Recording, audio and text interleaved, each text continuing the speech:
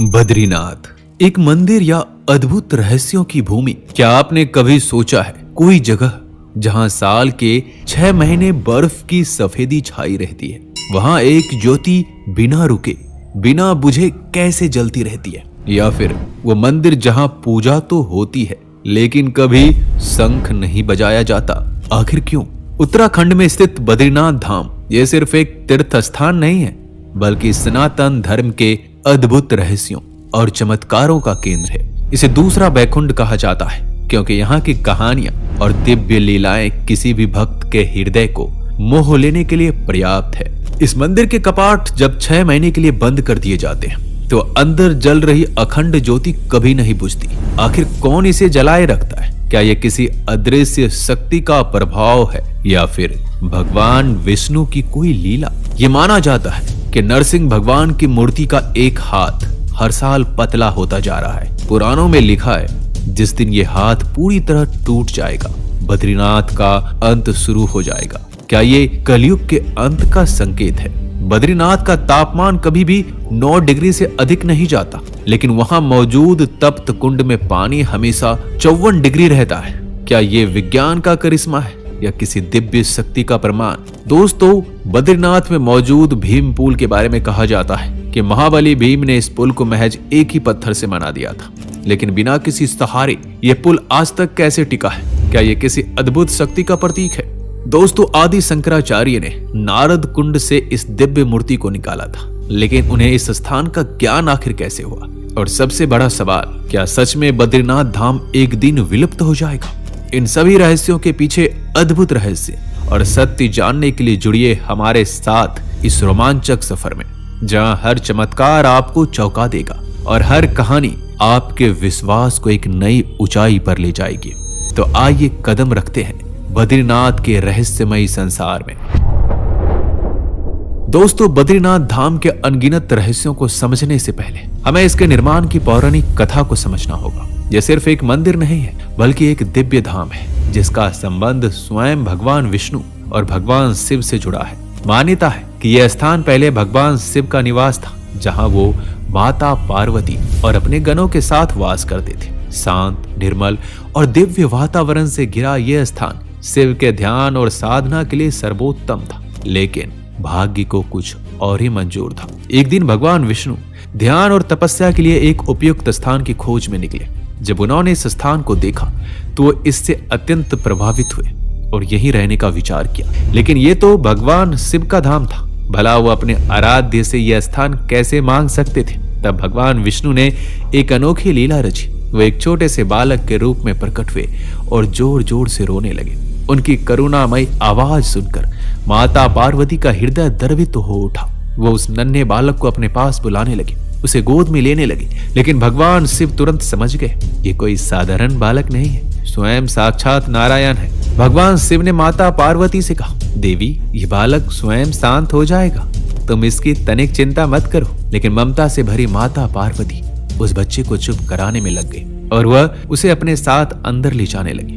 इसी बीच भगवान विष्णु ने अपनी दूसरी लीला रची। उन्होंने जैसे ही माता पार्वती के साथ अंदर प्रवेश किया, उन्होंने भीतर से दरवाजा बंद कर लिया। जब भगवान शिव ने दरवाजा खोलने का प्रयास किया तो भीतर से भगवान विष्णु की आवाज आई, हे महादेव, अब मैं इस स्थान पर रहूंगा और अपने भक्तों को दर्शन दूंगा। भगवान शिव ने यह सुना और मुस्कुराए। वो जानते थे कि यह सब पहले से तय था।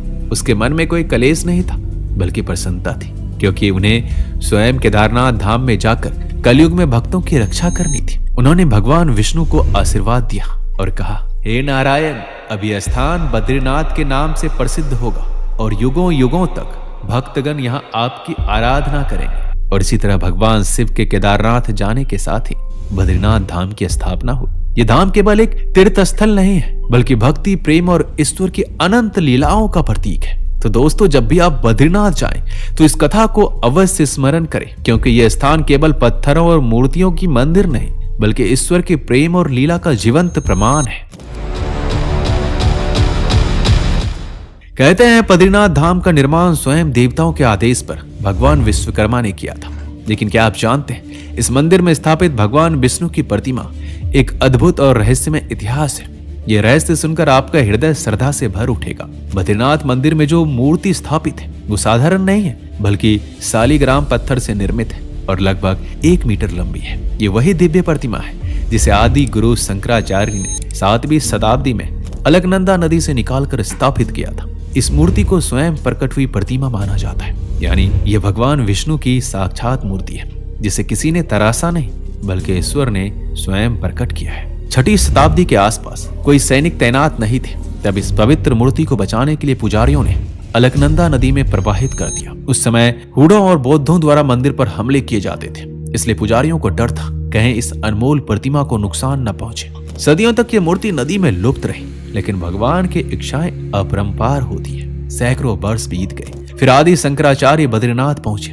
जब उन्होंने मंदिर की पवित्रता और इतिहास को जाना तो उन्होंने पुजारियों से भगवान विष्णु के मूर्ति के बारे में पूछा। तब पुजारियों ने बताया, हमारे पूर्वजों ने मूर्ति को सुरक्षा की दृष्टि से अलकनंदा में प्रवाहित कर दिया था, लेकिन हमें नहीं पता कि अब वो कहाँ है। ये सुनते ही शंकराचार्य ने एक गंभीर ध्यान लगाया और उन्हें इस मूर्ति का स्थान ज्ञात हो गया। वो बिना समय गवाए अलकनंदा नदी की ओर चल पड़े। अचानक उन्होंने एक गहरे और भयंकर जलकुंड नारद कुंड में छलांग लगा दी। ये देखकर पुजारियों के होश उड़ गए।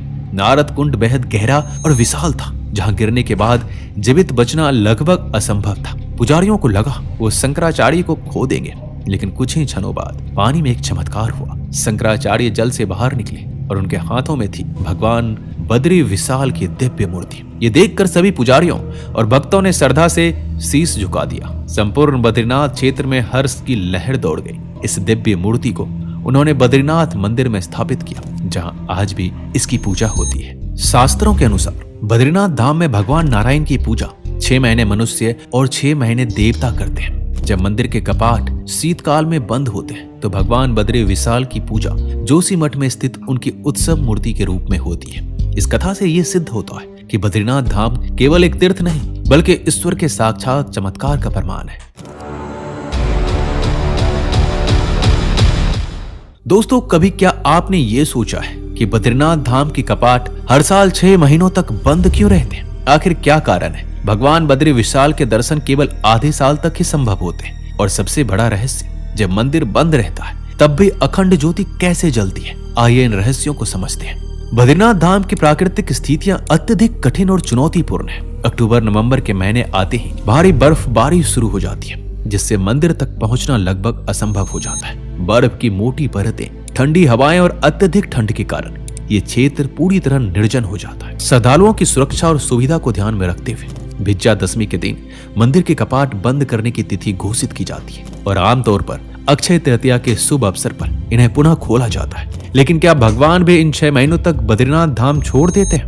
बिल्कुल नहीं। उनकी पूजा जोशीमठ के नरसिंह मंदिर में निरंतर चलती रहती है, जहां उनकी उत्सव मूर्ति स्थापित की जाती है। लेकिन सवाल यह है कि मंदिर के बंद होने पर भी क्यों जलती है अखंड ज्योति, वो भी बिना तेल और बाती के? दोस्तों, ये ज्योति भगवान विष्णु की उपासना का दिव्य प्रतीक है और इसकी मान्यता है कि जब तक ये जलती रहती है तब तक ये दर्शाती है कि भगवान स्वयं यहाँ मौजूद है। लेकिन वैज्ञानिक दृष्टिकोण से देखें तो ये एक अद्भुत घटना है। 180 दिनों से अधिक समय तक बिना किसी बाहरी सहायता के ज्योति का जलते रहना वैज्ञानिकों के लिए एक अनसुलझा रहस्य है। श्रद्धालु इस ज्योति को मोक्ष प्राप्ति का प्रतीक मानते हैं। कहा जाता है कि जो भी व्यक्ति इसके दर्शन कर लेता है उसे जीवन मरण के चक्र से मुक्ति मिल जाती है। यही कारण है कि लाखों भक्त इस ज्योति के दर्शन को अपने जीवन का सबसे बड़ा सौभाग्य मानते हैं।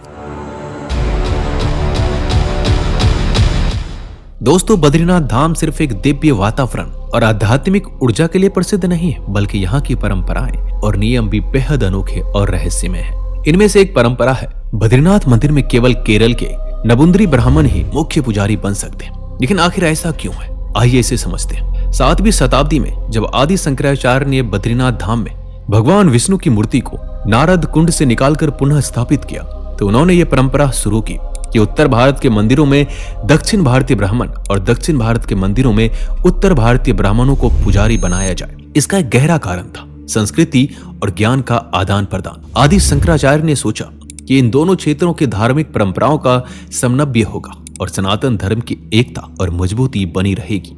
लेकिन कोई भी सीधा मुख्य पुजारी नहीं बन सकता। पहले उन्हें नायब रावल के रूप में तैयार किया जाता है, जिसे वो बद्रीनाथ धाम की परंपराओं और रीति रिवाजों को भली भांति समझ सके। दोस्तों, भगवान बद्री विशाल की मूर्ति को कोई साधारण व्यक्ति क्यों नहीं छू सकता? बद्रीनाथ मंदिर की मूर्ति कोई साधारण मूर्ति नहीं है, बल्कि स्वयं प्रकट हुई दिव्य प्रतिमा है। और यही कारण है कि इस मूर्ति को केवल मुख्य पुजारी ही स्पर्श कर सकते हैं, अन्य कोई व्यक्ति नहीं, चाहे वो कितना भी बड़ा भक्त क्यों ना हो, इस मूर्ति को नहीं छू सकता। अब एक सवाल ये भी आता है कि मुख्य पुजारी को आखिर क्यों धारण करना पड़ता है स्त्री वेश? दोस्तों, बद्रीनाथ मंदिर के मुख्य पुजारी को साल में 2 बार स्त्री वेश धारण करना पड़ता है। अब आपके मन में इस सवाल होगा कि आखिर एक पुरुष पुजारी को स्त्री वेश में सजना संवरना क्यों पड़ता है? तो इसका जवाब भी बद्रीनाथ धाम की आध्यात्मिक परंपराओं में छिपा है। भगवान विष्णु यहाँ अपने नर नारायण स्वरूप में विराजमान है। मंदिर के अंदर केवल विष्णु जी ही नहीं, बल्कि देवी लक्ष्मी, गणेश जी, कुबेर और उद्धव जी के भी विग्रह स्थापित है। लक्ष्मी जी का मंदिर बाहरी हिस्से में स्थित है और जब मंदिर के कपाट बंद किए जाते हैं तो उनकी मूर्ति को अंदर नहीं ले जाया जाता। जब वसंत पंचमी के दिन मंदिर के कपाट खोलने की तारीख तय होती है, तब मुख्य पुजारी को लक्ष्मी जी को मंदिर के गर्भगृह में पुनः स्थापित करने की प्रक्रिया निभानी होती है। लेकिन हिंदू परंपरा के अनुसार पुरुष किसी स्त्री को सीधे नहीं छू सकता, इसलिए पंडित जी को लक्ष्मी जी की सखी पार्वती का रूप धारण करना पड़ता है। वो पूरे श्रृंगार के साथ स्त्री वेश में लक्ष्मी जी की मूर्ति को मंदिर के अंदर लाते हैं। ये परंपरा केवल बद्रीनाथ धाम में निभाई जाती है और इसे एक अत्यंत पवित्र और आवश्यक प्रक्रिया माना जाता है।